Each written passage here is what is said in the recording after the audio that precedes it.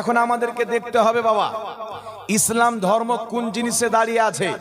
আল্লাহ তাবারাক ওয়া তাআলার প্রিয় হাবিব রাসূল আকরাম নূরে মুজাসসাম সাল্লাল্লাহু তাআলা আলাইহি ওয়া আলিহি ওয়াসাল্লাম বলেন, বুনিয়াল ইসলাম আলা খামসিন, ইসলামের ভিত হচ্ছে 5টি জিনিসের উপরে।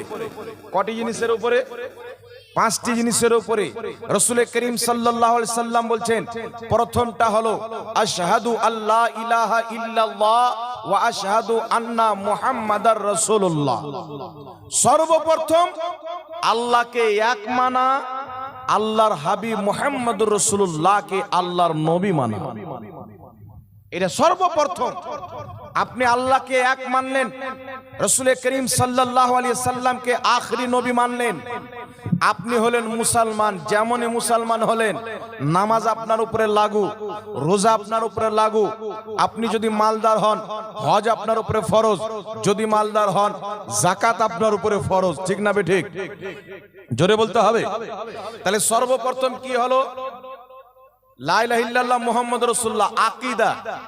সর্বপ্রথম হলো বিশ্বাস, সর্বপ্রথম হলো ঈমান। ঈমান যদি আপনার কাছে থাকে, নামাজ আছে, রোজা আছে, হজ আছে, যাকাত আছে। ঈমান যদি না থাকে, কিছুই নাই, সব বরবাদ আছে। কথা বুঝে এসছে বাবা? একটু গুরুত্ব দিয়ে শুনবেন। ঈমান কাকে বলে? আল্লাহকে এক মানা, আল্লাহর কাউকে শরীক না মানা, এবং হযরত মুহাম্মদ সাল্লাল্লাহু আলাইহি সাল্লামকে আল্লাহর পয়গম্বর মানা। কোন ব্যক্তি যদি 5 ওয়াক্তের নামাজ পড়ে, কোন ব্যক্তি যদি রমজান মাসে রোজা রাখে, কোন ব্যক্তি যদি চেহারাতে দাড়ি, মাথায় টুপি, পরনে পাঞ্জাবি, মসজিদে 5 ওয়াক্তের নামাজ পড়ে, যদি আল্লাহ সম্পর্কে বা রাসূল সম্পর্কে তার আকীদা ভুল থাকে, ওই ব্যক্তির কোনো জিনিস কাজে আসবে না, কারণ গুনহার মাফি আছে। আকীদা যদি ভুল হয়, তার কোনো ক্ষমা নাই।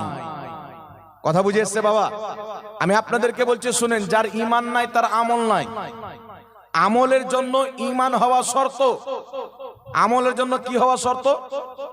জোরে বলতে হবে। ঈমান হওয়া শর্ত। আর ইসলামে আকীদাকে বেসিক বলা হয়েছে, জরুরি। এই আকীদার মধ্যে যদি আপনার ত্রুটি থাকে, আপনার নামাজ, রোজা, হজ, যাকাত কোনো কিছু কাজে আসবে না। একটা এক্সাম্পল দিয়ে দিচ্ছি আপনাকে, উদাহরণ আল্লাহর কোরআনে রয়েছেন।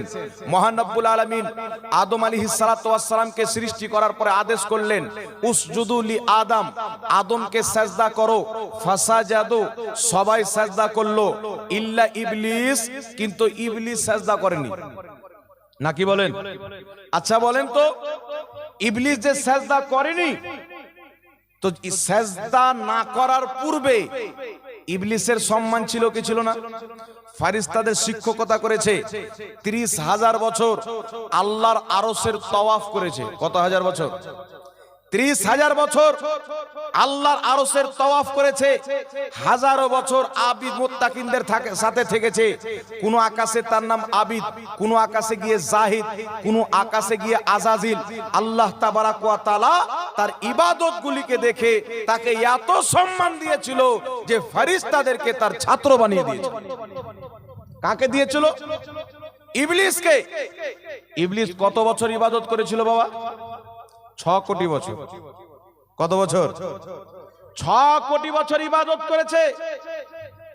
তার সাজদা যতটুক জায়গাতে সাজদা করেছে, ওই জায়গাকে নিয়ে নিয়ে একটা একটা করে জমিনে বিছিয়ে দেন, রায়ের দানা রাখার জায়গা পাবেন না। এত বড় ইবাদতকারী, এত ইবাদত। আমি আপনি নামাজ পড়ছি, কবুল হচ্ছে কিনা গ্যারান্টি নাই, কিন্তু ইবলিসের 6 কোটি বছরের ইবাদতই কবুল ছিল, এটা গ্যারান্টি আল্লাহ দিয়েছিলেন। ইবাদত কবুল হয়েছে প্রথম আকাশ থেকে দ্বিতীয় আকাশ, সেখানে ইবাদত করেছে, কবুল হয়েছে সেখান থেকে তৃতীয় আকাশ, সেখানে কবুল হয়েছে চতুর্থ আকাশ। এই করতে করতে 7 আকাশকে পার করেছেন। আল্লাহ পাক তাকে জান্নাতের চাবি পর্যন্ত দিয়ে দিয়েছেন। এত বড় আবিদ। আল্লাহ বললেন আমার আদমকে সাজদা করো, আদমকে সাজদা করলো না। আচ্ছা বলেন তো, আল্লাহ কি বলেছিলেন ইবলিস যা আমার আদমকে সাজদা করলি না তো কি হলো? তুমি তো 6 কোটি বছর আমাকে সাজদা করেছো, এত বছর আমাকে ইবাদত করেছো, আমাকে সাজদা করেছো, যাও এই ইবাদতের বদলাতে আমি তোমাকে মাফ করে দিলাম। বলেছেন? একটু জোরে বলতে হবে। আল্লাহ তাবারাক ওয়া তাআলা কি বললেন? শয়তান বললেন, কাফির বললেন, মহান রব্বুল আলামিন একটা শিক্ষা দিয়েছে, হে পৃথিবীর মানব জাতি, তোমার আমল যদি কম হয়, পৃথিবীর মানব জাতি তোমার নলেজ যদি কম হয়, এই পৃথিবীর মানব জাতি একটা বার্তা আল্লাহ কোরআন পাকে দিয়েছেন, তোমার মধ্যে যদি আমলের কমতি থাকে, গুনাহ থাকে, আমি আল্লাহ ক্ষমা করে দিতে পারি। আমার নবী সম্পর্কে একটু যদি বিদ্বেষ থাকে, আমি আল্লাহ কোনোদিন ক্ষমা করতে পারি না। আর একটু জোরে বলতে হবে সুবহানাল্লাহ। যদি ক্ষমা হওয়া থাকতো, ইবলিস আগে ক্ষমা পেত। 6 কোটি বছরের নামাজি যদি ক্ষমা না পায়, তাহলে 60 বছরের নামাজি ক্ষমা হবে? জান্নাতে ছিল, আল্লাহ বের করে তাড়িয়ে দিয়েছেন। আমরা তো জান্নাত দেখিনি বাবা, তাহলে আমাদের কি অবস্থা হবে? তাহলে কি বুঝা গেল? আকীদা হলো বেসিক। আকীদা যদি আল্লাহর নবী এবং সাহাবীর মতো থাকে জান্নাতি, আকীদা নবী এবং সাহাবী বিদ্বেষী থাকলে জাহান্নামী।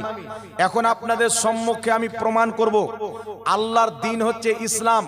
আল্লাহ কোরআন পাকে বলেছেন, আমার রশ্মিকে মজবুত করে ধরো, ফিরকাতে বন্টন হয়ে যেও না। ফিরকা করতে আল্লাহ নিষেধ করে দিয়েছেন, কিন্তু ফিরকা যে ব্যক্তি করবে জান্নাতি হবে না জাহান্নামী হবে? একটু জোরে বলতে হবে বাবা, জান্নাতি হবে না জাহান্নামী হবে? একটু লক্ষ্য করে শুনবেন। আল্লাহ তো বলছে ফিরকায় বন্টন হয় না, আমার রশ্মিকে মজবুত করে ধরো। এইদিকে দয়ার নবী মায়ার নবী সাল্লাল্লাহু আলাইহি ওয়াসাল্লাম বলছেন, তিরমিজি শরীফের মধ্যে হাদিস, রাসূলে কায়নাত বলছেন, কওমে বনি ইসরাইল 72 ফিরকাতে বন্টন হয়েছিল, আমার উম্মত 73 ফিরকাতে বন্টন হবে। কুল্লুহুম ফিন্নার, সবাই জাহান্নামে যাবে, ইল্লা মিল্লাতান ওয়াহিদা, একটি জান্নাতে যাবে। মা আনা আলাইহি ওয়া আসহাবি, যে আমার তরিকাতে থাকবে, আমার সাহাবার তরিকাতে থাকবে, তারাই হবে জান্নাতি। বলেন সুবহানাল্লাহ। আর একটু জোরে বলতে হবে সুবহানাল্লাহ। তাহলে জান্নাতি কারা হবে? যারা নবী এবং সাহাবার, জোরে বলতে হবে, দ্বীনে থাকবে, আকীদাতে থাকবে, তারাই হবে জান্নাতি। এখন বর্তমান বিরাদর ইসলাম ফিরকা দেখতে পাওয়া যায় কি যায় না? মুসলমান নামে ফিরকা আছে না নাই? ইউটিউবে যখন আপনি মোবাইল খুলবেন, লিখবেন যে মৃত্যু ব্যক্তির নামে কুরবানি দেওয়া যাবে কি যাবে না, তো দেখবেন 7টা যদি মৌলবি আসে, তাহলে 7 রকম ফতোয়া আসবে। কথা বুঝে এসছে বাবা? একটা লোক ইউটিউবে সার্চ করেছে, এইভাবে ইউটিউবে লিখেছে যে নামাজে হাত কোথায় বাঁধবো, তো একটা মৌলবি বলছে বুকের উপরে বাঁধো, একটা মৌলবি বলছে নাভির নিচে বাঁধো, আর একটা মৌলবি বলছে নাভির উপরে বাঁধো, আর একটা মৌলবি আছে তার চাইতে একটু উপরে বাঁধো। ওই লোকটা হাত বাঁধে বাদ দিয়ে দিয়েছে, বলছে আমি নামাজই পড়বো না।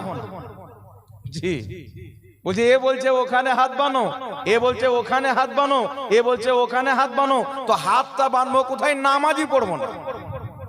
এরকম ফিতনা আছে না নাই বাবা? একটু জোরে বলতে হবে। এখন আপনাদের এলাকায় হতে পারে এমন লোক আছে, এখন বুকের উপরে হাত বাঁধছে, ওর বাপ দাদা 14 গোষ্ঠী হাত বাঁধতো নাভির নিচে। বাঁধতো কি বাঁধতো না? তাহলে এতদিন পর্যন্ত নাভির নিচে হাত বাঁধার সহি হাদিস ছিল, এখন ওই হাদিসটা গায়েব হয়ে গেছে, হাদিস চেঞ্জ হয়ে গেছে, নাকি বলেন? তো এইগুলো ফিতনা, এইগুলো ফিরকা তৈরি হচ্ছে। যদি এইগুলো না করে তাহলে ফিরকা তৈরি হবে? একটু জোরে বলতে হবে, হবে। এইবার চলে আসছেন বিরাদর ইসলাম, আপনাদের সম্মুখে আমার বলার উদ্দেশ্য হচ্ছে জান্নাতি দলে আমাদেরকে থাকতে হবে। কোন দলে থাকতে হবে? জোরে বলতে হবে। ইমাম ইবনে কাসির নিজের কিতাব তাফসীর ইবনে কাসিরের মধ্যে হাদিস উল্লেখ করেছেন, রাসূল করিম সাল্লাল্লাহু আলাইহি ওয়াসাল্লাম বলছেন, কিয়ামতের ময়দানে কিছু শ্রেণী ব্যক্তি হবে যাদের চেহারা দিয়ে নূর চমকিবে, আর কিছু লোক হবে যাদের চেহারা কালো অন্ধকার হয়ে যাবে। সাহাবায়ে কেরাম জিজ্ঞাসা করেছিলেন, হুজুর কাদের চেহারা দিয়ে নূর চমকিবে? রাসূল পাক বলেছেন, যাদের চেহারা দিয়ে নূর চমকিবে তারা হলো আহলে সুন্নাত ওয়াল জামাত। যাদের চেহারা দিয়ে নূর চমকিবে তারা হলো আহলে সুন্নাত ওয়াল জামাত। নবী বলেছেন একটি দল জান্নাতে যাবে। ইমাম শাফি বলছেন ওই দলটির নাম আহলে সুন্নাত ওয়াল জামাত। ইমাম মালিক বলছেন ওই দলটির নাম আহলে সুন্নাত ওয়াল জামাত। ইমাম সুফিয়ান সৌরি বলছেন যেই দলটি জান্নাতে যাবে ওই দলের নাম আহলে সুন্নাত ওয়াল জামাত। তাই আহলে সুন্নাত ওয়াল জামাত কি এটা বুঝতে হবে। আহলে সুন্নাত ওয়াল জামাতে যারা আছে তারা জান্নাতি, এই জামাতকে যারা ছাড়বে তারাই হলো জাহান্নামী। কথা বুঝে এসছে বাবা? এবার চলে আসেন আপনাদের সম্মুখে। এখন কিছু কয়েকটা ফিরকা আমাদের এলাকাতে থাকে। এক ফিরকা এখন বর্তমানে খুব চাঁড়া দিয়েছে, মানে আসমানে উড়ছে, কখন পাখা কেটে পড়ে যাবে গ্যারান্টি নাই। এমন গুরুরের সাথে উড়ছে, মনে করবেন যে সহি হাদিস ওদের বাড়িতে তৈরি হয়। মানে ওরা যত বলে সহি, আর অন্য মৌলবি যত বলে সব জাল আর জয়ী। মানে বাড়িতে হাদিস তৈরি করার ফ্যাক্টরি আছে। কথা বুঝেছে? নাম কি? আহলে হাদিস। নামটা শুনেছেন? আহলে হাদিস নামটা শুনেছেন? নাম হচ্ছে আহলে হাদিস।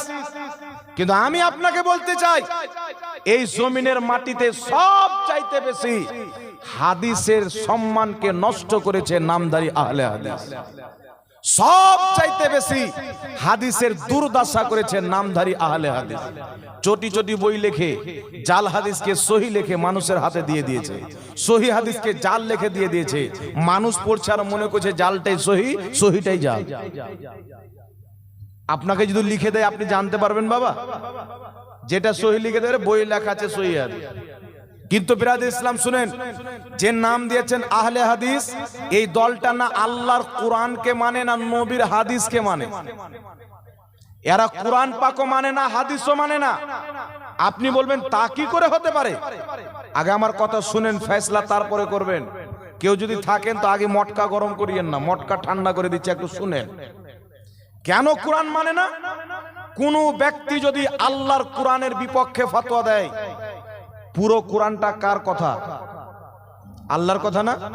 তো যেই ব্যক্তি কোরআনের বিপক্ষে ফতোয়া দিল, আল্লাহর ফতোয়ার বিপক্ষে ফতোয়া দিল, তাহলে ওই লোকটা জান্নাতি হবে না জাহান্নামী হবে? কথা বলেন। ওই লোকটা কোরআন মানলো? কোরআন যদি মানতো তাহলে কোরআনের পক্ষে ফতোয়া দিত, বিপক্ষে না। আপনি বলবেন হুজুর কি কোনটা দিয়েছেন? শুনেন, আজকে নাম দিয়েছেন আহলে হাদিস। আহলে হাদিসদের বক্তা বলছে আমি নাম নিতে চাই না, মানে জালসাকে অপবিত্র করা যাবে না। ওই মৌলবীর নাম নিলে জালসা নাপাক হতে পারে, নাম নেওয়াটা ঠিক হবে না। বাংলাদেশ থেকে ফতোয়া ডেলিভারি দিচ্ছে কি বিনা উজুতে কোরআন ধরে পড়া যাবে। এ ফতোয়া দিয়েছে কি দেয়নি? মহিলারা ঋতু অবস্থায় অপবিত্রতা অবস্থায় কোরআন ধরে পড়বে, এ ফতোয়া দিয়েছে কি দেয়নি? কথা বলেন। কিন্তু আল্লাহর কি ফতোয়া, নবীর কি ফতোয়া, একটু লক্ষ্য করে শুনেন।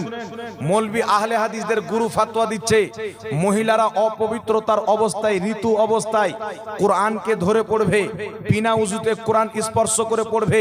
কিন্তু আল্লাহ তাবারাক ওয়া তাআলার প্রিয় হাবিব তিরমিজি শরীফের হাদিসের মধ্যে বলে কোন মহিলা অপবিত্রতার অবস্থায় কোরআনকে ছুঁইবে না। আল্লাহ কোরআন পাকে বলেন লা ইয়ামাসসুহু ইল্লাল মুতাহহারুন, ওয়া পবিত্র ব্যক্তি কোরআন ছুঁইতে পারে না। জোরে বলেন সুবহানাল্লাহ। আল্লাহ বলছেন অপবিত্র ব্যক্তি লা ইয়ামাসসুহু, অপবিত্র ব্যক্তি স্পর্শ করতে পারে না। ইল্লাল মুতাহহারুন, যেই ব্যক্তি পাক নাই ওই ব্যক্তির জন্য কোরআন ছোঁয়া নাই। বলেন সুবহানাল্লাহ। মুফাসসিরিন ইল্লাল মুতাহহারুনের ব্যাখ্যা করেছেন শুধু শরীর পবিত্র হলে হবে না, উযু করাও শর্ত, অর্থাৎ শরীরও পাক হতে হবে, উযুও করতে হবে, তারপরে কোরআন ছুঁইতে হবে। আল্লাহর ফরমান। তাহলে যেই মৌলবি আল্লাহর বিপক্ষে ফতোয়া দেয় ওই মৌলবির বক্তব্য শোনা যাবে? জোরে বলতে হবে। তাহলে যেই মৌলবি কোরআনের বিপক্ষে ফতোয়া দিতে পারে ওই মৌলবি হাদিসের নামে জালিয়াতি করতে পারে কি পারে না? একটু জোরে বলতে হবে, পারে কি পারে না? আরে আল্লাহর কোরআনের বিপক্ষে যে ফতোয়া দেয়, নবীর হাদিসের যে বিপক্ষে ফতোয়া দেয়, ও হাদিসের নামে জালিয়াতি করবে না, এর কোনো মানা হতে পারে না। আল্লাহর কসম খেয়ে বলি এই মৌলবিরা জাতির ঈমানকে ধ্বংস করছে, মানুষের ঈমান নষ্ট করছে। তারপরে শুনেন কি বলা হয়েছে। এক কোরআনের বিপক্ষে ফতোয়া হলো কি হল না বাবা? একটু জোরে বলতে হবে। কোরআন পাকের বিপক্ষে ফতোয়া দিল। আল্লাহ বলছেন আমার কোরআনকে বিনা উযুতে বিনা পবিত্রতাতে কোরআনকে স্পর্শ করিও না, আর মোল্লা বলছে করা যাবে। তাহলে বুঝা গেল এ মৌলবি টুপি এবং দাড়ি ছেড়ে ইসলাম প্রচার করে না, গোপনে ইহুদি প্রকাশ্যে মুসলমান সেজে ইসলামের ক্ষতি করছে মুসলমান। কথা ঠিক না বেঠিক? এইবার চলে আসেন। আচ্ছা বলেন তো বাবা, আমরা নামাজের মধ্যে হাত কোথায় বাঁধি? ঈদের নামাজ পড়েছেন আপনারা? ঈদের নামাজ পড়েছেন? ক তাকবীর দেয়? ক তাকবীর জোরে বলেন। ছ তাকবীর দেয় কে দেয় না? কিছু বক্তব্য বেরিয়েছে মার্কেটে আহলে হাদিস, সুবহানাল্লাহ, নাম আহলে হাদিস, বক্তব্য কি দিচ্ছে?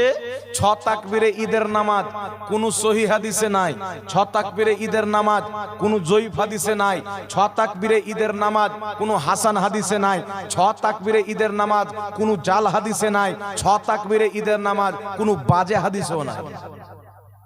এইগুলো মৌলভী হাজরত উমর ফারুকের জামানাতে যদি থাকতেন তো কুচি কুচি করে কেটে কুত্তাকে খাইয়ে দেওয়া হতো। জি, বলে ছ তাকবীরে ঈদের নামাজ কোনো বাজে হাদিসও নাই। অথচ বিরাদর ইসলাম, আমার মতন একজন নগণ্য ব্যক্তি যখন হাদিস খুঁজেছে, আমার নবী ছ তাকবীরে ঈদের নামাজ পড়েছেন, আবু বকর সিদ্দিক পড়েছেন, উমরে ফারুক পড়েছেন, আব্দুল্লাহ ইবনে উমর পড়েছেন, আব্দুল্লাহ ইবনে মাসউদ পড়েছেন, একটা না দুটা না, আলহামদুলিল্লাহ 20 খানা হাদিস পেয়েছি। জোরে বলুন সুবহানাল্লাহ। একটা হাদিস শুনিয়ে দিই যথেষ্ট। মুআজামুল লিত্তাবরানির মধ্যে, মুআজামুল কাবীর লিত্তাবরানির মধ্যে ইমাম তাবরানী সহিহ সনদে হাদিসটি উল্লেখ করেছেন। দয়ার নবী মায়ার নবী সাল্লাল্লাহু আলাইহি সাল্লাম ঈদের নামাজ পড়লেন আর বেশি তাকবীর দিলেন 6টি তাকবীর। জোরে বলতে হবে সুবহানাল্লাহ। তাহলে এতগুলো হাদিস থাকতে যেই মৌলভী বলছে কোনো বাজে হাদিসও নাই, আর ঈমান আছে? জোরে বলতে হবে, ঈমানটা থাকবে বাবা। এবার চলে আসেন আরেকটি মাসআলা আপনাদের সম্মুখে বলি। মাসআলাটি হচ্ছে যে আমরা সারা জীবন হাত বেঁধেছি বাবা নাভির নিচে, ঠিক না বে ঠিক? এখন হঠাৎ করে আমাদের সমাজে কিছু ছেলে পেলে মোবাইল গুগল বয় হয়ে হাত বাঁধে বুকের উপরে। বাঁধে কি বাঁধে না? কিন্তু ওই লোকটাকে বলবেন বুকের উপরে কেন হাত বানো, বলবে বুকের উপরে হাত বানার সহিহ হাদিস আছে, নাভির নিচে হাত বানার সহিহ হাদিস নাই। কে বললো? বলছে দেখো এত বড় মৌলভী বলছে। তাহলে ওই বাচ্চাকে আমি বলবো, বাবু এত বড় মুফতি 50 বছর পূর্বে কোথায় ছিল? 100 বছর পূর্বে কোথায় ছিল? 500 বছর পূর্বে কোথায় ছিল? আজ থেকে বেশি নয়, মাত্র 80 বছর পূর্বে এই ভারতের মাটিতে বুকের উপরে হাত বাঁধনেওয়ালা একটাও নামাজি পাওয়া যায় না, একজন ছিল না। এই ফিতনার নতুন আইটেম ঢুকেছে বাবা, মানুষের নামাজকে খারাপ করার জন্য, ফিরকাতে বন্টন করার জন্য। তারা বলে বুকের উপরে হাত বানার সহিহ হাদিস আছে, কিন্তু নাভির নিচে হাত বানার সহিহ হাদিস নাই। কিন্তু আমি মোহাম্মদ জাহাঙ্গীর আলম ঝাড়খণ্ডী 1 বছর থেকে 1.5 বছর থেকে চ্যালেঞ্জ করছি, যদি কোনো নামধারী আহলে হাদিস একটা হাদিস দেখাইতে পারে আমার আপনার নবী বুকের উপরে হাত বেঁধেছেন, একটা সহিহ হাদিস দেখাইতে পারে, আমি তাকে 10 লক্ষ টাকা পুরস্কার দিয়ে যাব। একটা সহিহ হাদিস। কিয়ামত তো হতে পারে কিন্তু দেখাতে পারে না। তাহলে আপনি বলবেন হুজুর তাহলে কি হাদিস পেশ করে? তারা সবচাইতে বেশি 3টি হাদিস দিয়ে দলিল দেয়। আমার দিকে লক্ষ্য করে শুনবেন। একটি হাদিস হচ্ছে বুখারী শরীফের। হাদিসটি কি? রাসূল করিম সাল্লাল্লাহু আলাইহি সাল্লাম ডান হাত বাম হাতে রাখলেন, ডান হাত বাম হাতে রাখলেন, কিন্তু হাতটা বাঁধলেন কোথায় এটা উল্লেখ নাই। কিন্তু এরা কি বলে যে ডান হাত বাম হাতে রাখলেন মানে এইভাবে রাখলেন, আর এইভাবে যখন রাখবো তো অটোমেটিক বুকে চলে আসে। আচ্ছা এইভাবে হাতটা রাখেন আর ঢিল করে ছাড়েন তো বুকে আসে? কোনই মতে বুকে আসে? হাতটা ধরেন আর ছাড়েন তো বুকে আসে? এই নাভির কাছেই যাবে। তাহলে এই হাদিস দিয়ে তো আমাদের মসলা ক্লিয়ার হয়, তোমার মসলা তো ক্লিয়ার হয় না। বুখারীর মধ্যে আছে নবী পাক সাল্লাল্লাহু আলাইহি সাল্লাম ডান হাত বাম হাতে রেখেছেন, কিন্তু বুকের উপরে রেখেছেন এই শব্দ নাই, নাভির নিচে রেখেছেন এই শব্দ নাই। পুরো বুখারীতে আমার নবী বুকে হাত বেঁধেছেন, একটাও হাদিস কিয়ামত পর্যন্ত কেউ দেখাতে পারে না। এটা হাদিসের নামে মিথ্যাচার। নবী ডান হাত বাম হাতে রাখলেন, কোথায় রাখলেন? কবজিতে কবজি রাখলেন, তারপর হাতটা ছাড়েন তো নাভির নিচে আসে না উপরে আসে বাবা? আর যদি বলেন যে না হুজুর গোটা হাতে রেখেছেন এত দূর, তবুও ছাড়েন তো কোথায় আছে? নাভির কাছে আছে। বুকের উপরে যদি জিসিবি লাগিয়ে ছাড়েন তাহলে যাবে, শান্ত সুষ্ঠুভাবে যাবে না। তাহলে বুঝা গেল এই হাদিস দিয়ে বুকের উপরে হাত বানা যারা প্রমাণ করে এরা হচ্ছে নিরেট মূর্খ, ব্রেনে মস্তিষ্ক নাই, ব্রেনে গোবর ভরা আছে। দ্বিতীয় নাম্বার দলিল দেয় আবু দাউদ শরীফের মধ্যে হাদিস। আবু দাউদ শরীফের মধ্যে হাদিস সম্ভবত 759 নাম্বার হাদিস।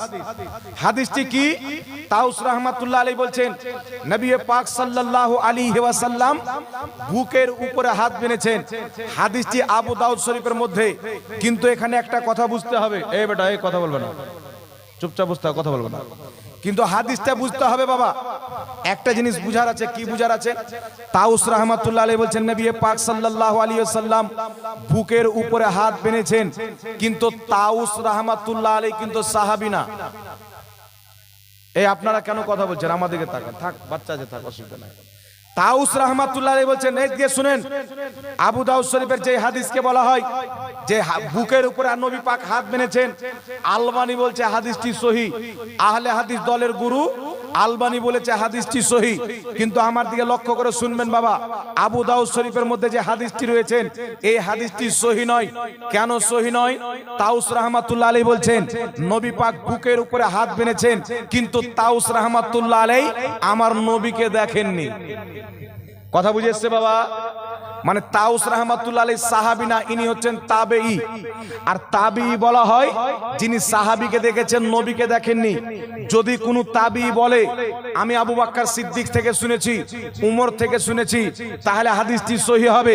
কিন্তু তাউস রাহমাতুল্লাহ আলাইহি কোন সাহাবীর নাম উল্লেখ না করে ডাইরেক্ট বলছেন নবী বুকের উপরে হাত বেঁধেছেন, সুতরাং হাদিসটি হলো মুরসাল, মানে মিডিলে একজন কাটা। ডাইরেক্ট নবীর কথা বলছেন, মাঝখানে সাহাবী নাই, ইনি নবী পাককে দেখেননি। এই ধরনের হাদিসকে বলা হয় মুরসাল। আর মুরসাল হাদিস জয়ীফ হাদিসের অন্তর্ভুক্ত। সুতরাং বুঝা গেল আবু দাউদ শরীফের হাদিস বুকে হাত বাঁধার এটা সহিহ হাদিস না, এটা হলো জয়ীফ হাদিস। বলুন সুবহানাল্লাহ। এটা কি হাদিস? জয়ীফ হাদিস। আরেকটি জয়ীফ হওয়ার কারণ হচ্ছে আবু দাউদ শরীফে যে বুকের উপরে হাত বাঁধার হাদিস আছেন, এই হাদিসের মধ্যে একজন বর্ণনাকারী রয়েছেন যিনার নাম হলো সুলাইমান বিন মুসা। সুলাইমান বিন মুসা রাহমাতুল্লাহ আলাইহি, উনার ব্যাপারে ইমাম বুখারী বলছেন তিনি হচ্ছেন মুনকারুল হাদিস। ইমাম যাহাবী বলছেন তিনি জয়ীফ বর্ণনাকারী।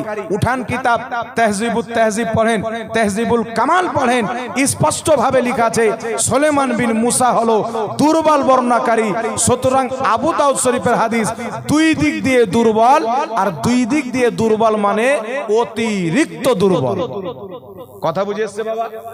কিন্তু এরা মানুষকে কি বলে? সহিহ বলে গুমরাহ করে।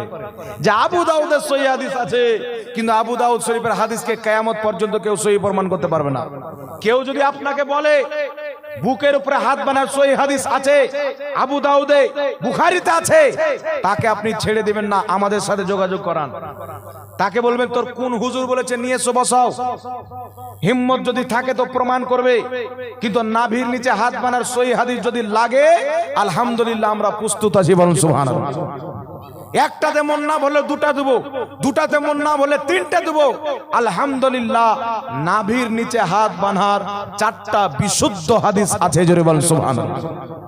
তৃতীয় নাম্বার দলিল কি দেয়?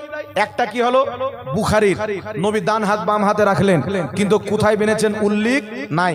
সুতরাং এই হাদিস দিয়ে বুকের উপরে হাত বাঁধা প্রমাণ করা মূর্খামু ছাড়া কিছু হতে পারে না। দ্বিতীয় নাম্বার আবু দাউদ শরীফের হাদিস, হাদিসটি জয়ীফ। তৃতীয় নাম্বার চলে আসেন সহিহ ইবনে খুজাইমার মধ্যে হাদিস, নবী পাক বুকের উপরে হাত বেঁধেছেন, কিন্তু সহিহ ইবনে খুজাইমার হাদিসের মধ্যে একজন বর্ণনাকারী রয়েছেন যিনার নাম হলো মুআম্মিল বিন ইসমাইল। ইমাম বুখারী তিনাকে মুনকারুল হাদিস বলেছেন, ইমাম যাহাবী রাহমাতুল্লাহ আলাইহি তিনাকে জয়ীফ বর্ণনাকারী বলেছেন। একটা না দুটা না, আমার জানা মতে 11 জন ইমাম তিনাকে দুর্বল বলেছেন। সুতরাং সহিহ ইবনে খুজাইমার হাদিসটিও জয়ীফ হাদিস, বুকের উপরে হাত বাঁধার কোনো সহিহ হাদিস নাই। কথা বুঝে এসছে বাবা? বুকের উপরে হাত বাঁধার কোনো সহিহ হাদিস, জোরে বলতে হবে, বুকের উপরে হাত বাঁধার কোনো সহিহ হাদিস নাই। সুতরাং কোন ব্যক্তি যদি বুকের উপরে হাত বাঁধে, নাভির নিচে হাত বাঁধার সহিহ হাদিসকে বাদ দিয়ে এটা সুন্নাত হবে না, বুকের উপরে হাত বাঁধা হবে বিদআত। কি হবে? বিদআত। তো যারা নাভির নিচে হাত বাঁধে তারা বিদআত করে না, যারা বুকের উপরে হাত বাঁধে তারা বিদআত করে। কথা বুঝে এসছে তো? এই জোরে বলেন কথা বুঝে এসছে? এবার শুনেন, নাভির নিচে হাত বাঁধার আপনাদেরকে বেশি না বাবা, মাত্র 2টি হাদিস শুনিয়ে দিই। শোনাবো? একটু জোরে বলেন শোনাবো? নাভির নিচে হাত বাঁধার সহিহ হাদিস মুসান্নাফে ইবনে আবি শাইবার মধ্যে হাদিস, যে হাদিসকে ইমাম কুতুবুগা সহিহ বলেছেন, যে হাদিসকে ইমাম নববী বলছেন ইসনাদুহু সহিহ, হাদিসের সনদ সহিহ, যে হাদিসকে আব্দুর রহমান মুবারক পুরি নিজের কিতাব তোহফাতুল আহওয়াজের মধ্যে সহি বলেছেন, হযরতে ওয়াইল ইবনে হুজর আলকামা ইবনে ওয়াইল ইবনে হুজর নিজের পিতা থেকে বর্ণনা করেন, তিনি বলেন রাইত রাসূলুল্লাহি সাল্লাল্লাহু আলাইহি ওয়াসাল্লামা, আমি নবী পাক সাল্লাল্লাহু আলাইহি ওয়াসাল্লামকে দেখলাম ইয়াদাউ ইয়ামিনাহু আলা শুমালিহি ফিস সালাতি তাহতা সুররা, নবী পাক ডান হাতকে নিজের বাম হাতে রেখে ফিস সালাতি নামাজে তাহতা সুররা নাভির নিচে বেঁধেছেন। জোরে বলুন সুবহানাল্লাহ। নবী পাক কোথায় হাত বেঁধেছেন? ডান হাত বাম হাতে রেখে নাভির নিচে বেঁধেছেন। সুতরাং নবী পাক বুকে হাত বেঁধেছেন, হাদিসগুলো জয়ীফ। নাভির নিচে হাত বেঁধেছেন, হাদিসটি সহি। তাহলে বুকের উপরে হাত বানা সুন্নাত না, নাভির নিচে হাত বানা নবী মুস্তাফার সুন্নাত। জোরে বলতে হবে সুবহানাল্লাহ। আর একটা হাদিস শুনিয়ে দিই, কিতাবটির নাম হলো আত-তামহিদ, লেখকের নাম ইমাম ইবনুল বার রাহমাতুল্লাহ আলাইহি, 20তম খণ্ড, বেইরুত লেবাননের ছাপ, 78 নম্বর পৃষ্ঠার মধ্যে হাদিস। বর্ণনাকারী হচ্ছেন উকবা বিন সাহবান রাদিয়াল্লাহু তাআলা আনহু। তিনি বলছেন ফাসাল্লি লিরাব্বিকা ওয়ানহার, বলছেন ফাসাল্লি লিরাব্বিকা ওয়ানহার। উক্ত আয়াতের তাফসিরে হযরতে আলী বলেছেন নামাজে হাত বানার নিয়ম হলো ডান হাতকে বাম হাতে রেখে ফি সলাতি তাহতা সুররা নাভির নিচে বাঁধতে হবে। জোরে বলুন সুবহানাল্লাহ। তাহলে নবী পাকের সহিহ হাদিস নাভির নিচে হাত বাঁধতে হবে। হযরতে আলী সাহাবীর সহিহ হাদিস নাভির নিচে হাত বাঁধতে হবে। আর শুধু নবী নয়, সাহাবী নয়, সাহাবীর পরে বিশ্ববিখ্যাত তাবেঈ হযরতে ইব্রাহিম নাখঈ রাহমাতুল্লাহ আলাইহির হাদিস মুসান্নাফে ইবনে আবি শাইবা হাদিস নাম্বার 3939। কত নাম্বার হাদিস?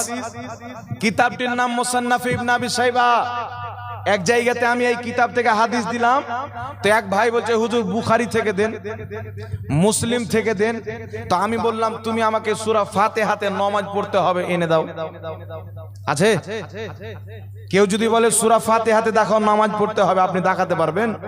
ওর প্রশ্ন করাটাই হচ্ছে বোকামো। কারণ শুধু সূরা ফাতিহাটা কোরআন না, 114টি সূরা হচ্ছে আল্লাহর কোরআন। বলেন সুবহানাল্লাহ। পুরো কোরআনে যে কোনো সূরাতে থাকুক, যে কোনো আয়াতে থাকুক, আপনাকে মানতে হবে। আমি তাকে বললাম শুনো, তুমি বলছো বুখারীতে দেখাও, আমি তোমাকে ইমাম বুখারীর বাপের কিতাব থেকে দেখাচ্ছি। জি, ইমাম ইবনে শাইবা ইমাম বুখারীর শিক্ষক, ইমাম মুসলিমের শিক্ষক। তাহলে শিক্ষক বাপ হয় কি হয় না? এই জোরে বলেন না, সম্মানের খাতিরে বাপ হয় কি হয় না? তাহলে তুমি বুখারীর দলিল চাচ্ছ, আমি ইমাম বুখারীর বাপের কিতাব থেকে দলিল দিয়েছি, ইমাম মুসলিমের বাবার কিতাব থেকে দলিল দিয়েছি। হাদিস নাম্বার 3939। ইব্রাহিম নাখঈ রাহমাতুল্লাহ আলাইহি বলছেন আমরা নামাজে হাত বাঁধি, নামাজে হাত বাঁধার নিয়ম হলো ডান হাতকে বাম হাতে রাখো ফি সলাতি তাহতা সুররা, তারপরে নাভির নিচে বেঁধে নাও। জোরে বলুন সুবহানাল্লাহ। তাই ইমামে আজম আবু হানিফা, হানাফি মাযহাবের ইমাম, ইমামে আজম আবু হানিফা বলছেন আমি আবু হানিফা নাভির নিচে হাত বানাকে সুন্নাত এই জন্য বলেছি, আমার নবীর হাদিস নাভির নিচে হাত বেঁধেছেন, সাহাবার হাদিস নাভির নিচে হাত বেঁধেছেন, তাবির হাদিস নাভির নিচে হাত বেঁধেছেন। সুতরাং যেটা আমার নবীর আমল ওটাই হচ্ছে হানাফি মাযহাব। বলুন সুবহানাল্লাহ। আর একটু জোরে হবে না সুবহানাল্লাহ?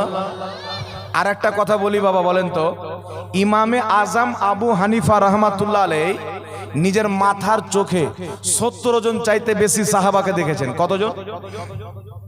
70 জন চাইতে বেশি সাহাবাকে ইমামে আজম আবু হানিফা দেখেছেন। আর সাহাবা দেখেছেন নবীকে। আর নবী বলছেন তোমরা নামাজ পড়ো যেমন আমাকে পড়তে দেখছো, তোমরা নামাজ পড়ো যেমন আমাকে পড়তে দেখছো। তাই বলেন তো বাবা, সাহাবায়ে কেরাম কেমন করে নামাজ পড়বে? যেমন করে আমার নবী পড়ে। জোরে বলতে হবে, ঠিক না ঠিক? যেমন করে আমার নবী নামাজ পড়ে তেমন করে সাহাবা নামাজ পড়বেন। তাহলে সাহাবা যেখানে হাত বাঁধবে অবশ্যই নবীও সেখানে হাত বাঁধতেন। কথা বুঝে এসছে?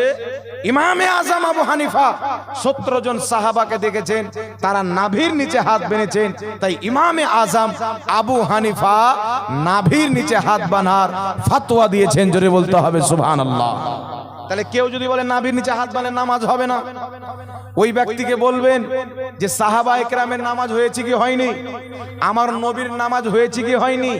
ওকে চ্যালেঞ্জ করে বলবেন নাভির নিচে হাত বাঁধা সুন্নাত, বুকের উপরে হাত বাঁধা বিদআত। সুতরাং সহি হাদিস নাভির নিচে হাত বাঁধতে হবে, নাভির নিচে। জোরে বলতে হবে সুবহানাল্লাহ। মশলা ক্লিয়ার হয়েছে বাবা? এই জোরে বলতে হবে মশলা ক্লিয়ার হয়েছে। তাহলে কালকে কেউ যদি বলে বুকের উপরে হাত বাঁধো, আমার নাম্বার রাখবেন, বলবেন বেটা হাদিস দাও। যখন আপনাকে হাদিস দিবেন হাদিসটা আমাকে পাঠাবেন। জি, তাহলে প্রমাণ হয়ে যাবে যে লোকটা জয়ীফ হাদিসে জাল হাদিস আমল করে, কারণ বুকের উপরে হাত বানার সহি হাদিস নাই। আর নাভির নিচে হাত বানার সহি হাদিস লাগলে আলহামদুলিল্লাহ আমরা আছি। তো কথা বুঝে এসছে কিনা বাবা? তার কারণে বর্তমান জামানায় এই রকম ঘুমটা দেখে পাগল হতে হবে না। কিছু ঘুমটাওয়ালা মৌলবি বেরিয়েছে, এরাই মানুষকে লেবাসের তলে ঢুকে শয়তান বানাচ্ছে। এবার চলে আসছেন বিরাদর ইসলাম, নামাজ পড়তে পড়তে ইমামের পিছনে, আমরা নামাজ পড়ি কি বলি না, ইমামের পিছনে সূরা ফাতিহা পড়া যাবে কি যাবে না? জোরে বলেন। যারা আহলে হাদিস তিনারা বলতে চাই ইমামের পিছনে সূরা ফাতিহা না পড়লে নামাজ হবে না। আমার মোবাইলে একটি বুখারী শরীফের বাংলা অনুবাদ আছে, ওই অনুবাদ লামাযহাবী আহলে হাদিসরা করেছেন। ওই হাদিস আছেন বুখারীতে, নবী পাক বলছেন যেই ব্যক্তি সূরা ফাতিহা পড়লো না তার নামাজ হলো না। আমার কথাগুলো একটু ধ্যান দিয়ে শুনবেন বাবা। রাসূল পাক বলছেন যেই ব্যক্তি সূরা ফাতিহা পড়লো না তার নামাজ হলো না, হাদিস শেষ। তার নিচে লামাযহাবী লিখছে যে বাংলাদেশ, ভারত, পাকিস্তানে আমাদের হানাফি ভাইরা ইমামের পিছনে সূরা ফাতিহা পড়ে না, হানাফিদের নামাজ হয় না। তো আমি বলবো যে হানাফিরা তো আপনাদের মতন দাজ্জাল কানা নয় যে একটা হাদিস পড়ে ফাতোয়া মেরে বসে থাকবে। কথা বুঝে এসছে বাবা? এবার আমি আপনাদের সম্মুখে দলিল দিচ্ছি, শুনেন। আর সব দলিল সহি হাদিস থেকে হবে।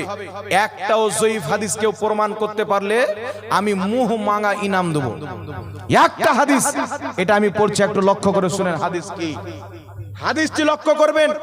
আমার নবী বলছেন, বুখারীর হাদিস, যেই ব্যক্তি সূরা ফাতিহা পড়লো না তার নামাজ হলো না। যেই ব্যক্তি সূরা ফাতিহা পড়লো না তার নামাজ হলো না। আরেকটি কিতাব ইবনে মাজাহ শরীফের মধ্যে হাদিস, আবু দাউদ শরীফের মধ্যে হাদিস, আল্লাহর নবী সাল্লাল্লাহু আলাইহি ওয়াসাল্লাম বলছেন, ইন্নামা জুইলাল ইমামু লিইউতাম্মা বিহি ফাইদা কাব্বারা ফাকাব্বিরু ফাইদা কারাআ ফানসিতু। নবী পাক বলছেন ইমাম এই জন্য নিযুক্ত করা হয় যে ইমামের অনুসরণ করতে হবে। ফাইদা কাব্বারা, ইমাম যখন তাকবীর বলবে, ফাকাব্বিরু, তোমরাও তাকবীর বলো। ফাইদা কারাআ, ইমাম যখন কিরাত করবে, ফানসিতু, তখন তোমরা চুপচাপ হয়ে যাও। জোরে বলুন সুবহানাল্লাহ। তাহলে কথা কি বুঝে আসলো বাবা? এই হাদিসটিকে লামাযহাবীদের গুরু নাসিরউদ্দিন আলবানী লিখছে, ইসনাদুহু সহিহ, হাদিসের সনদ সহিহ। হাদিসটি কি? ইবনে মাজাহতে হাদিস, নবী বলছেন ইমামের পিছনে চুপ থাকো। আবু দাউদ শরীফে হাদিস, নবী বলছেন ইমামের পিছনে চুপ থাকো। বুখারীর হাদিস, যেই ব্যক্তি সূরা ফাতিহা পড়লো না তার নামাজ হলো না। ইবনে মাজাহর হাদিস, ইমামের পিছনে পড়তে হবে না, চুপ থাকতে হবে। আবু দাউদ শরীফের হাদিস, ইমামের পিছনে পড়তে হবে না, চুপ থাকতে হবে। তাহলে দুটো হাদিসের উপর আমল কিভাবে করবেন? তাহলে যারা ইমামের পিছনে সূরা ফাতিহা পড়ে, বুখারীর হাদিস নিয়েছো, ইবনে মাজাহর হাদিস কোথায় গেল? আবু দাউদ শরীফের হাদিস কোথায় গেল? কিন্তু আলহামদুলিল্লাহ আমরা হানাফি মাযহাব মান্যকারী বুখারীর হাদিসকেও মানি, নাসাইর হাদিসকেও মানি, বুখারীর হাদিসকেও মানি, ইবনে মাজাহর হাদিসকেও মানি, বুখারীর হাদিসকেও মানি, আবু দাউদের হাদিসকেও মানি। আমরা মুসলমান যখন একা একা নামাজ পড়ি, সূরা ফাতিহা না পড়লে আমাদের নামাজ হয় না। বুখারীর হাদিসে আমল হলো, ইমামের পিছনে যখন পড়ি সূরা ফাতিহা পড়ি না। নাসাই ইবনে মাজাহর হাদিস আমল হলো। কথা বুঝে এসছে বাবা? আর একটু জোরে বলতে হবে। কথা বুঝতে পেরেছেন? তাহলে একটি হাদিসে নবী বলছেন যেই ব্যক্তি সূরা ফাতিহা পড়লো তার নামাজ হলো না। এই হাদিসটা সাহাবা বেশি বুঝতেন না আজকের মৌলবি বেশি বুঝে? সাহাবা কি বুঝতেন শুনেন, একটা দলিল দেন। তিরমিজি শরীফের মধ্যে হাদিস, কোন কিতাবের মধ্যে? জোরে বলতে হবে। তিরমিজি শরীফের মধ্যে হাদিস, ইমাম তিরমিজি হাদিসটি উল্লেখ করে বলেছেন হাদা হাদিস ও হাসানুন সহিহুন, এই হাদিসের সনদ হাসান সনি হাসান সহি। নাসিরউদ্দিন আলবানী নিজের কিতাব তিরমিজি শরীফকে দুই ভাগে বিভক্ত করেছেন, সেই কিতাবে লিখেছেন হাদিসটি সহি। হাদিসটি কি?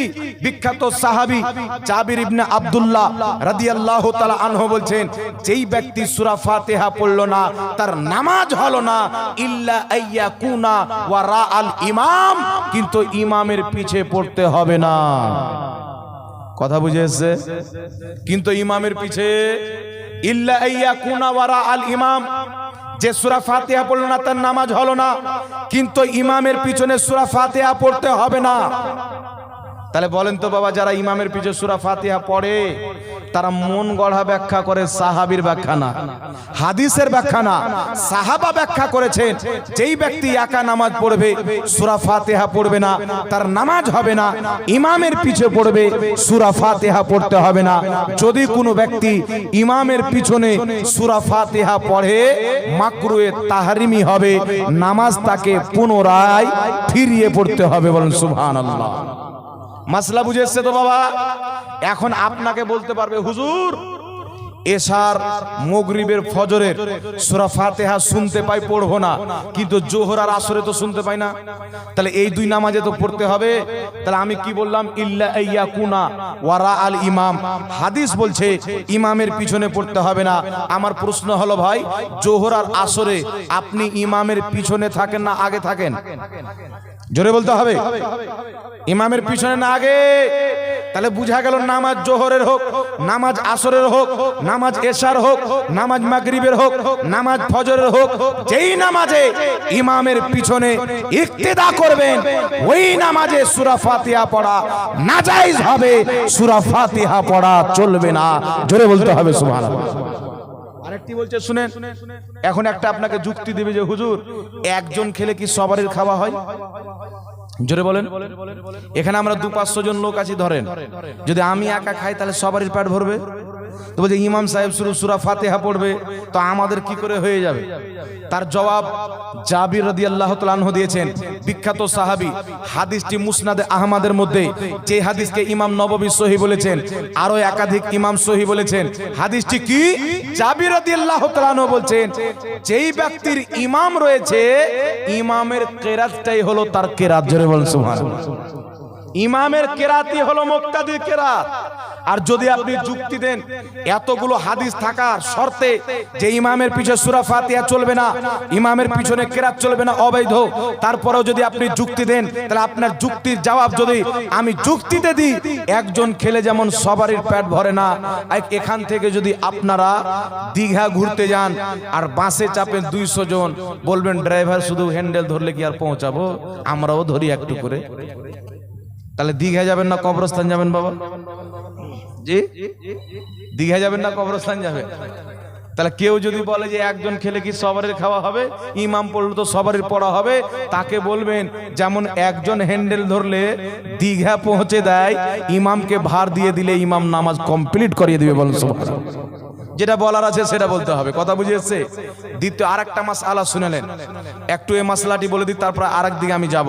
আরেকটা মাসলা, ইমামের পিছনে কিছু লোক আছে বলবে আমিন। জোরে আমিন বলে কি বলে না? একটু আমার দিকে লক্ষ্য করেন, বলে কি বলে না?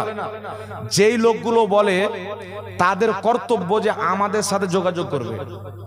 জি, একদিকে ভুল শুনে থাকলে ওটা কি ও ধর্ম মনে করবে, কিন্তু আমাদেরও যখন শুনবে তখন বুঝতে পারবে যে আসল কোনটা। কথা বুঝিয়েছে বাবা? তার কারণ আমাকে যদি কোনো ওয়াহাবি ফোন করে ভালোভাবে কথা বলে, আমি তাকে ভালোভাবে কথা বলি, দলিল চাই তাকে দলিল দিই। ভাই তুমি আমার কাছে দলিল দাও, আমার দায়িত্ব হচ্ছে তোমাকে দলিল দাও, আমার কর্তব্য যেন তুমি সঠিকটা বুঝতে পারো। আর কোন ওয়াহাবি যদি বেশি টেম্পার, মানে আমাকে বুঝাই উল্টা, মানে উই যদি মুফতি আজম সে যে আমাকে শিখায়, তাহলে আমি তার ফোন কেটে দিই, তার সাথে কথা বলি না।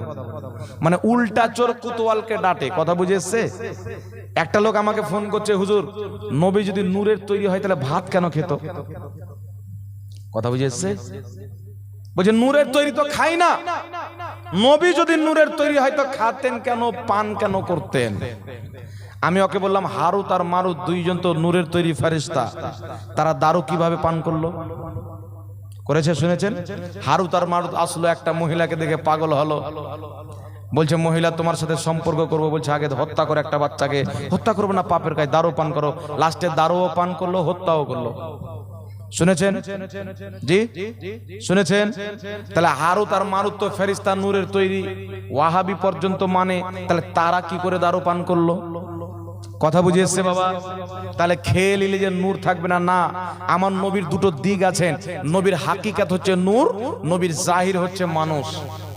নবী যখন মানুষ হয়ে এসেছেন, খাচ্ছেন, পান করছেন, বিয়ে করছেন, বাচ্চা হচ্ছে, সব হচ্ছে। আর নবী যখন হাকিকাতে যাচ্ছেন, তো নবী বলছেন আবিতু ইনদা রব্বি ইউতিউমুনি ওয়া ইয়াসকিনি, আমি রাত্রি আমার আল্লাহর কাছে কাটাই, আমার আল্লাহ খাওয়ায়, আমার আল্লাহ পান করায়।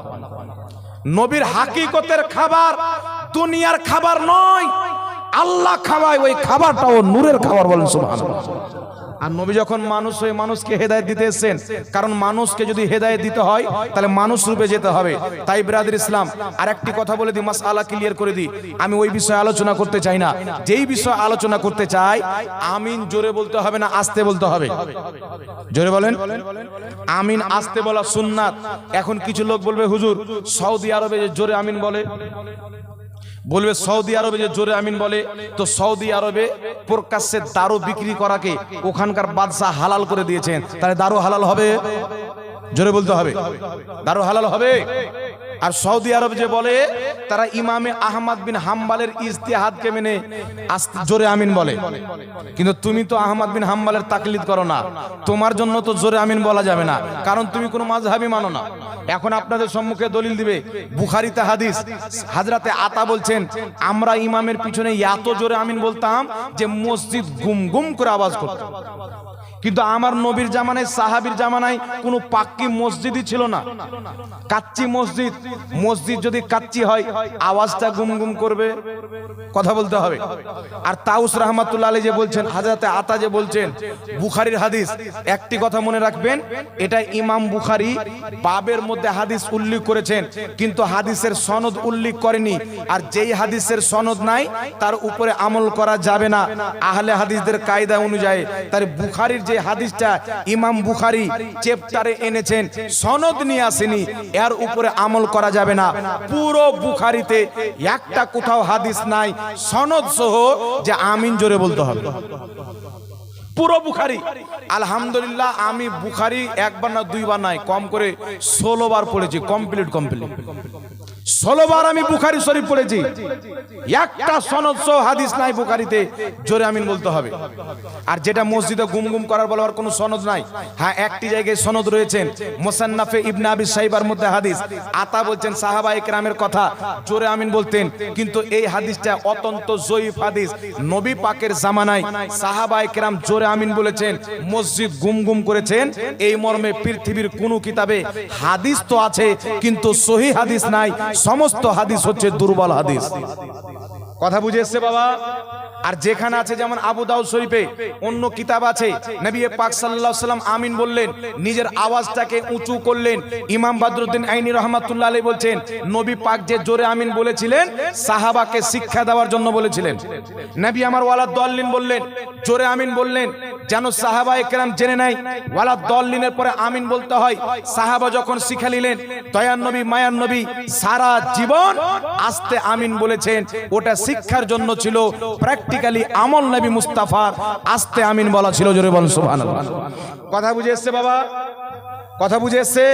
যেটা শিক্ষার জন্য হয় ওটা সুন্নাত হয় না, যেটা প্র্যাকটিক্যালি নবীর আমল ওটা সুন্নাত?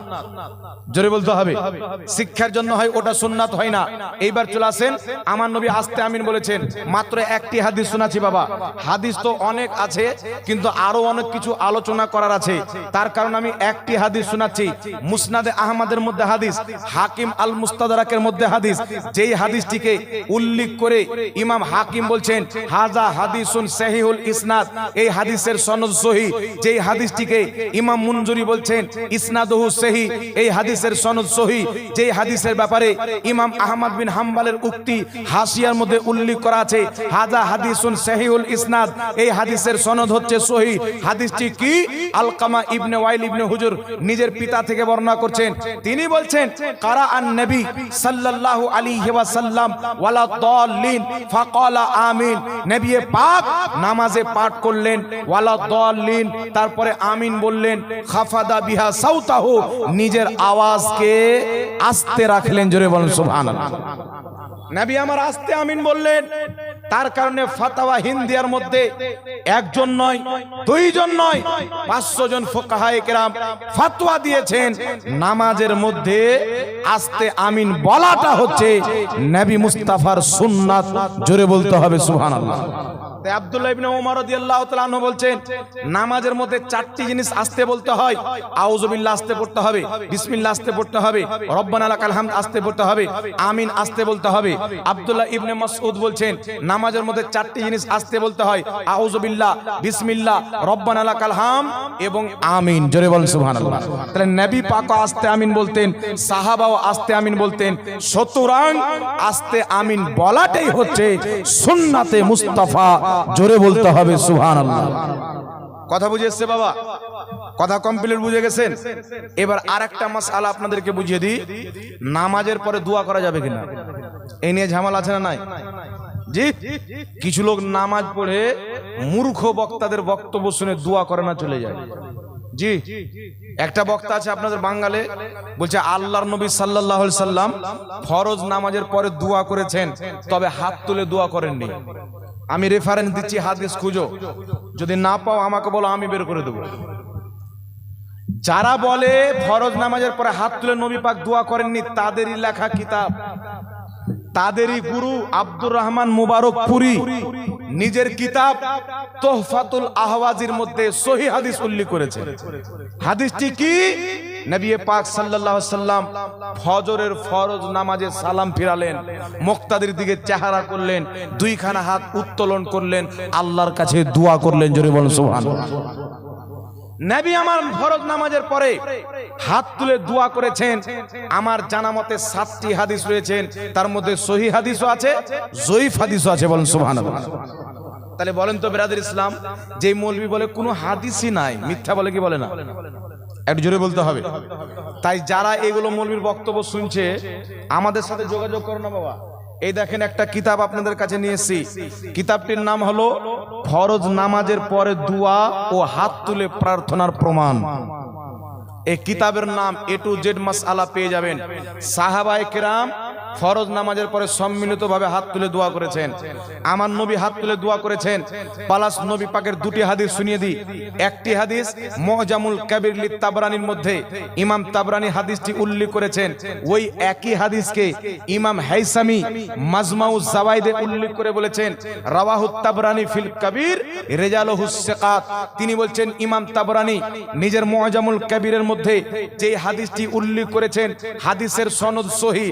হাদিসটি কি? আমার নবী, আপনার নবী, কুল কায়নাতের নবী সাল্লাল্লাহু আলাইহি ওয়া আলিহি ওয়াসাল্লাম বলছেন যে শুনো, মুসলমান যেখানে একত্রিত হয়ে সবাই মিলে নিজের হাতের অগ্রভাগকে উত্তোলন করে আল্লাহর কাছে দোয়া করে, আল্লাহ তাদের দোয়াকে কবুল করে নেয়। জোরে বলেন সুবহানাল্লাহ। নবী আমার বলেছেন যেখানে মুসলমান সবাই মিলে হাত তুলে দোয়া করবে, আল্লাহ তাদের দোয়া কবুল করবে। আমার নবী আম হুকুম করেছেন যেখানে দোয়া করুক, ফজর নামাজের পর হোক, জানাজার নামাজের পর হোক, জালসার মধ্যে হোক, জালসার পরে হোক, মসজিদে হোক, মাদ্রাসাতে হোক, বাড়িতে হোক, জিয়ারত করতে যেয়ে হোক, সম্মিলিত দোয়া আমার আপনার নবী বলেছেন যেখানে মুসলমান জমা হবে সম্মিলিত দোয়া সেখানেই করা জায়েজ হবে। জোরে বলেন সুবহানাল্লাহ। আরেকটি হাদিস শুনিয়ে দিই, হাকিম আল মুস্তাদরাক আলা সাহিহাইনের মধ্যে হাদিস, যে হাদিসকে ইমাম হাকিম নিজে সহিহ বলেছেন। দয়ার নবী মায়ার নবী সাল্লাল্লাহু আলাইহি ওয়াসাল্লাম বলছেন, আকা মুস্তাফা বলেছেন যেখানে মুসলমান দলবদ্ধভাবে হাত তুলে দোয়া করবে, একজন দোয়া করবে, বাকি সবাই আমিন বলবে, আল্লাহর প্রতি ওয়াজিব হয়ে যাবে তারা দোয়াতে যা চাইবে তা দেওয়া। বলেন সুবহানাল্লাহ।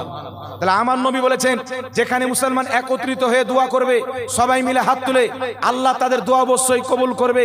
যেখানে মুসলমান দলবদ্ধভাবে দোয়া করবে, একজন দোয়া করবে, বাকি সবাই আমিন বলবে, আল্লাহ তাদের দোয়া কবুল করবে। দুটোই হাদিস সহিহ। তাহলে বোঝা গেল জালসাতে মুসলমান দলবদ্ধ হয়, জালসাতে সম্মিলিত দোয়া করা জায়েজ আছে। মসজিদে মুসলমান দলবদ্ধ হয়, মসজিদে দোয়া করা সম্মিলিতভাবে হাত তুলে জায়েজ আছে। জানাজাতে মুসলমান দলবদ্ধ হয়, জানাজার নামাজের পরে সম্মিলিত দোয়া করা জায়েজ আছে। দাফন করার পরে জালসাতে, বাড়িতে, মাদ্রাসায় যেখানে মুসলমান একত্রিত হবে সম্মিলিত দোয়া করবে, নবী আমার অনুমতি দিয়েছেন। জোরে বলেন সুবহানাল্লাহ। কেউ যদি বলে এখানে করা যাবে না, এখানে করা যাবে না, তাকে বলতে হবে নবী তো বলেছেন যেখানে দলবদ্ধভাবে দোয়া করবে আল্লাহ কবুল করবে। তুমি বলছো এখানে করা যাবে না, কোথায় নবী নিষেধ করেছেন? কথা বুঝে এসছে? কোথায় নবী মানা করেছেন? যদি দলিল থাকে তো দাও। কায়ামত তো আসতে পারে, পৃথিবীতে এমন কোন জাল হাদিসও নাই যে সম্মিলিতভাবে দোয়া করা যাবে না, পৃথিবীর কোনো কিতাবে না। সুতরাং এই কিতাবটা আপনারা যারা পারবেন সংগ্রহ করবেন, মাত্র 50 টাকা দাম। এই কিতাবটি আপনারা সংগ্রহ করবেন, একটি করে রাখবেন, পড়বেন। অনেক হাদিস সম্মিলিত দোয়ার পর, নামাজের দোয়ার পর, জানাজার দোয়ার পরে আপনারা পেয়ে যাবেন। কথা বুঝে এসছে বাবা? জি, একবার দুরূদ শরীফ পড়েন। আল্লাহুম্মা বাবু পানি জোরে মাওলানা মুহাম্মদ ওয়া আলা আলি সাইয়্যিদিনা মাওলানা।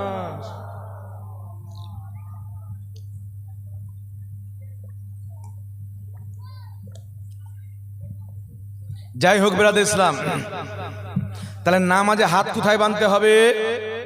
জোরে বলতে হবে, নাভির নিচে। আমিন আসতে বলতে হবে না, জোরে আসতে বলতে হবে।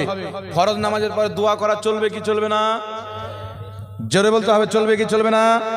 ইমামের পিছে কেরাত করা জায়েজ না নাজায়েজ? জোরে বলতে হবে। মাকরুহ তাহরিমি যাকে নাজায়েজ বললেও চলে। কথা বুঝে এসছে? সুতরাং ইমামের পিছনে কেরাত করা চলবে না, বুকের উপরে হাত বাঁধা চলবে না, জোরে আমিন বলা চলবে না। আমিন আসতে বলতে হবে, নাভির নিচে হাত বাঁধতে হবে, ইমামের পিছনে চুপ থাকতে হবে, ফরজ নামাজের পরে দোয়া করতে হবে। এটাই হচ্ছে নবীর শরীয়ত। জোরে বলতে হবে সুবহানাল্লাহ। এইবার চলে আসেন বিরাদর ইসলাম, আপনাদের সম্মুখে আর কয়েকটা মাসআলা ক্লিয়ার করব। একটু শুনবেন আপনারা? শুনবেন না ছেড়ে দেবো বাবা? মন দিয়ে শুনবেন তো? এবার আমার দিকে লক্ষ্য করেন, শুনেন। আমরা যখন নবী পাকের নাম শুনি তো নিজের বিরুদ্ধ আঙুলকে চুমুন দিয়ে চোখে মাসা করি। করি কি করি না?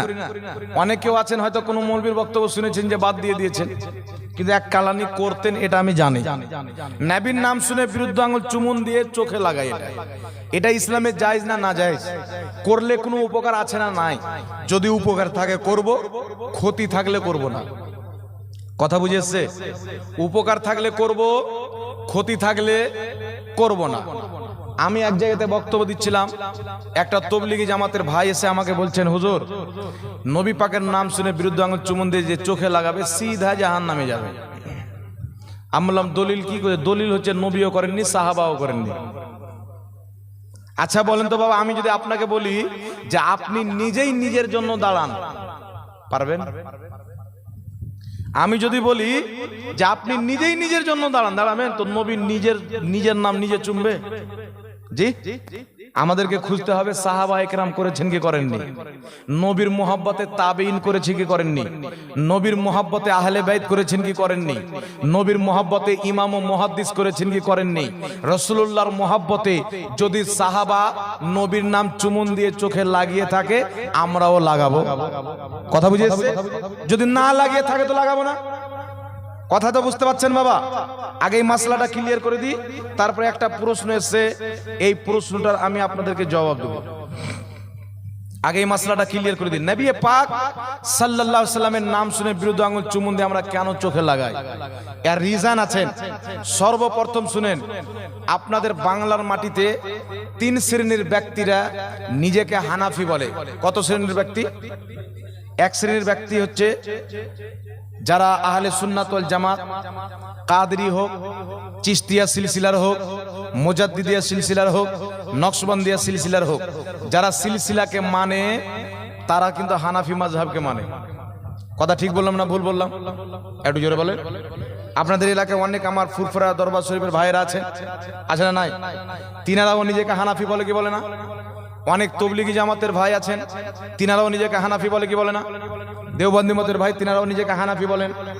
তাহলে জিনারা নিজেকে হানাফি বলেন, হানাফি মাযহাবের ফোকাহা ইমাম যদি এটাকে জায়েজ বলে তাহলে সবাইকে মানতে হবে কি হবে না?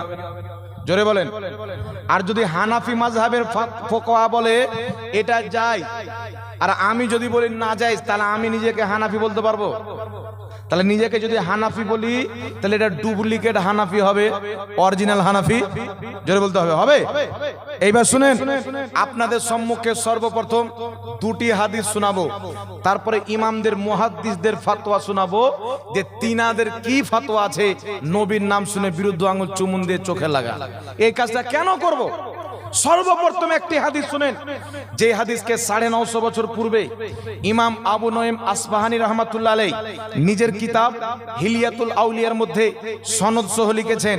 যেই হাদিসটিকে ইমাম নুরউদ্দিন হালবি নিজের কিতাব সিরাতে হালবিয়া বেইরুত লেবাননের ছাপ সেই কিতাবের মধ্যে উল্লেখ করেছেন। তৃতীয় নাম্বার ইমাম জালালউদ্দিন সিউতি রাহমাতুল্লাহ আলাইহি নিজের কিতাব খাসাইসুল কুবরার মধ্যে হাদিসটিকে উল্লেখ করেছেন। হাদিসের সনদ হলো হাসান। কি সনদ? হাদিসের সনদ হলো হাসান। ইমাম মালিক রাহমাতুল্লাহ আলাইহি বলছেন হাসান হাদিস ইসলামের দলিল। হাসান হাদিস দিয়ে দলিল দেওয়া যাবে, হাসান হাদিসে আমল করা যাবে। এখন শুনেন হাদিসটি কি? মুসা আলাইহিস সালাতু ওয়াস সালামের জামানায় মুসা আলাইহিস সালামের একজন উম্মত 200 বছর পর্যন্ত আল্লাহর নাফরমানি করেছিল। কত বছর? তারা বাবা 400-500 বছর বেঁচে থাকতো। আমাদের হাইস্ট বয়স হলো কত? 100 বছর।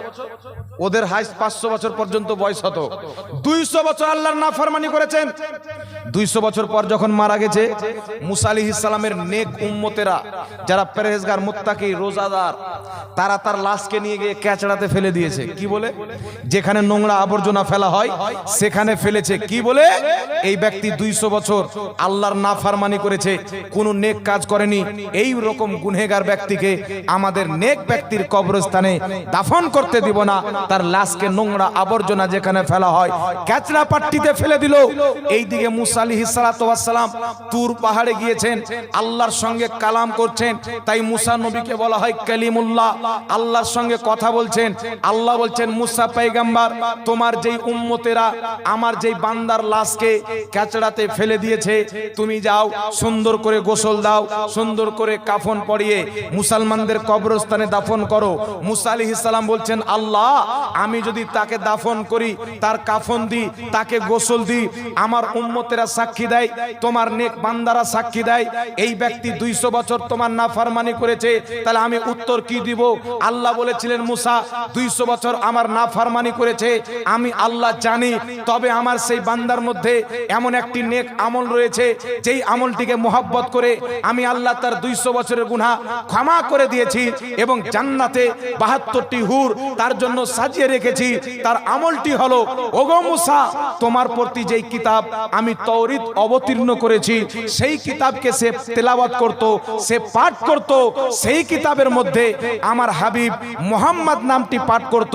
আল্লাহ বলছেন জাফারা ইবহামিয়া নিজের দুটি বিরুদ্ধ আঙুলকে চুমন দিত, ওয়া মাসাহা আলা আইনাইহি নিজের দুই চোখে মাসা করত। আমি নবীর নামকে চুমন দিয়ে চোখে লাগার কারণে আমি আল্লাহ তার আমলটাকে এত ভালোবেসেছি, তার 200 বছরের গুনাহ আমি আল্লাহ ক্ষমা করে দিয়েছি। আর একটু জোরে হবে না সুবহানাল্লাহ? তাহলে মুসা আলাইহিস সালামের উম্মত যদি আমার আপনার নবীর নামকে চুমন দিয়ে তার 200 বছরের গুনাহ মাফ হয়ে যায়, আমরা দোয়া করব যেন আল্লাহ আমাদের 60 বছরের মাফ করে দেয়। কথা বুঝে এসছে বাবা? তাহলে অন্য নবীর উম্মত যদি আমার আপনার নবীর নামকে চুমন দিয়ে লাভবান হয়, তাহলে আমরা যখন আমার নবীর নামের সম্মান করব আমরা লাভবান হব কি হব না? এই জোরে বলতে হবে। এখন চলে আসেন, কেউ বলতে পারে মুসা নবীর উম্মত দিয়েছেন, আমাদের নবীর উম্মত দিয়েছেন কি? তো শুনেন, বিশ্ববিখ্যাত সাহাবী আবু বকর সিদ্দিক রাদিয়াল্লাহু তাআলা আনহু হাদিসটি মাকাসিদুল হাসানার মধ্যে ইমাম সাখাবী উল্লেখ করেছেন, ইমাম মোল্লা আলী কারি আসরারুল মারফুয়ার মধ্যে উল্লেখ করেছেন, বিশ্ববিখ্যাত ইমাম মুসনাদুল ফিরদাউসের মধ্যে হাদিসটিকে উল্লেখ করেছেন। হাদিসটি কি? সাইয়েদনা আবু বকর সিদ্দিক উপস্থিত আছেন, হযরতে বেলাল আযান দিচ্ছেন। হযরতে বেলাল যখন বলছেন আশহাদু আন্না মুহাম্মাদার রাসূলুল্লাহ, হযরতে আবু বকর সিদ্দিক নিজের দুটি বিরুদ্ধ আঙ্গুল চুমুন দিয়ে চোখে মাসা করছেন আর বলছেন কুররাতু আইনি বিকা ইয়া রাসূলুল্লাহ, ইয়া রাসূলুল্লাহ, আপনার নামকে চুমুন দিয়ে চোখে লাগায় আমার চোখটা ঠান্ডা হয়ে যায়। দ্বিতীয়বার আজান দিচ্ছেন, আবার চুমুন দিচ্ছেন। আজান যখন কমপ্লিট হলো, আমার নবী দেখতেছিলেন, বলছেন আবু বকর, তুমি এই কাজটি করেছো, যেই কাজটি তুমি করেছো আমার মোহাব্বতে, কিয়ামত পর্যন্ত আমার যেই উম্মত আমার নামকে শুনবে, নিজের দুটি বিরুদ্ধ আঙ্গুল চুমুন দিবে, নিজের চোখে মাসা করবে, আমার নবী বলছেন কিয়ামতের ময়দানে আমার শাফাত তার জন্য বৈধ হয়ে যাবে। বলেন সুবহানাল্লাহ, আল্লাহু আকবার, ইয়া রাসূলুল্লাহ জিন্দাবাদ। তার উপরে আমার শাফাত বৈধ হয়ে যাবে। তাহলে আমরা চাই কি চাই না আমাদের উপরে নবীর শাফাত বৈধ হোক? জোরে বলতে হবে, একটু জোরে বলেন, চাই কি চাই না? আর একটু জোরে বলেন। এখন প্রশ্ন হলো, কেউ আপনাকে বলবে হাদিসটি জয়ীফ, কেউ বলতে পারে হাদিসটি জয়ীফ। এই হাদিসটিকে যে আবু বকর সিদ্দিক নবীর নাম চুমেছেন, কিন্তু বিশ্ববিখ্যাত ইমাম মোল্লা আলী কারি রাহমাতুল্লাহ আলাইহি নিজের কিতাব আসরারুল মারফুয়ার মধ্যে হাদিসটি উল্লেখ করে বলেছেন, এই হাদিস যেহেতু আবু বকর সিদ্দিক থেকে প্রমাণিত, আমল করার জন্য এতটুকুই যথেষ্ট। জোরে বলেন সুবহানাল্লাহ। একই বক্তব্য ইমাম আজলুনী রাহমাতুল্লাহ আলাইহি নিজের কিতাব কাশফুল খাফার মধ্যে উল্লেখ করেছেন। ইমাম মোল্লা আলী কারির বক্তব্য যে এই হাদিস আবু বকর সিদ্দিক থেকে প্রমাণিত, আমল করার জন্য এতটুকুই যথেষ্ট। তাই বিশ্ববিখ্যাত মুহাদ্দিস ইমাম মোল্লা আলী কারি নিজের কিতাব শারহে নুকায়ের মধ্যে লিখছেন, নবী পাকের নাম শুনে বিরুদ্ধ আঙ্গুল চুমুন দিয়ে চোখে লাগানো মুস্তাহাব পর্যায়ের আমল। দ্বিতীয় নাম্বার, ইমামুল ফুকাহা ইমাম ইবনে আবিদিন শামী রাহমাতুল্লাহ আলাইহি হানাফি মাযহাবের বিশ্ববিখ্যাত ফতোয়ার কিতাব, যেই কিতাব না পড়লে মুফতি হতে পারে না, হানাফি মাযহাবের কিতাব ফতোয়ায়ে শামী, দারুল উলুম দেওবন্দের ছাপ, সেই কিতাবের মধ্যে বলেছেন নবীর নাম শুনে বিরুদ্ধ আঙ্গুল চুমুন দিয়ে চোখে মাসা করা মুস্তাহাব পর্যায়ের নেকির কাজ। চলো আসেন তারপরে তাফসিরে জালালাইনের মধ্যে হাসিয়াতে ইন্নাল্লাহা ওয়া মালাইকাতাহু, এই আয়াতের হাসিয়ায় মুহসি লিখছেন, নবীর নাম শুনে বিরুদ্ধ আঙ্গুল চুমুন দিয়ে চোখে মাসা করা মুস্তাহাব কাজ যারা করবে নেকি পাবে। জোরে বলেন সুবহানাল্লাহ। কথা বুঝেছে বাবা? যারা করবে নেকি পাবে। ফয়সালা হাজারো বছর পূর্বে মুহাদ্দিস করে দিয়েছেন। আজকে যেই মৌলবি আপনাকে লড়াতে চায়, এটা করিও না বিদআত, এটা করিও না নাজায়েজ, ও ফিতনা তৈরি করতে চায়। ফয়সালা যখন পূর্বে হয়ে গেছেন, তুমিও ওই ইমামকে মানো, আমিও এই ইমামকে মানি। ইমামগণ মুহাদ্দিসিনগণ যখন বলেছেন নবীর নাম শুনে বিরুদ্ধ আঙ্গুল চুমে চোখে লাগালে সওয়াব পাওয়া যাবে, পৃথিবীর যত মৌলবি নাজায়েজ বলুক, নাজায়েজ হবে না, এটা নেকির কাজই থাকবে। বলেন সুবহানাল্লাহ। কারণ মুহাদ্দিস চাইতে আজকের মৌলবি হাদিস বেশি বুঝে। এই একটু জোরে বলতে হবে, মুহাদ্দিস চাইতে হাদিসকে আজকের মৌলবি বেশি বুঝতে পারে। জোরে বলেন।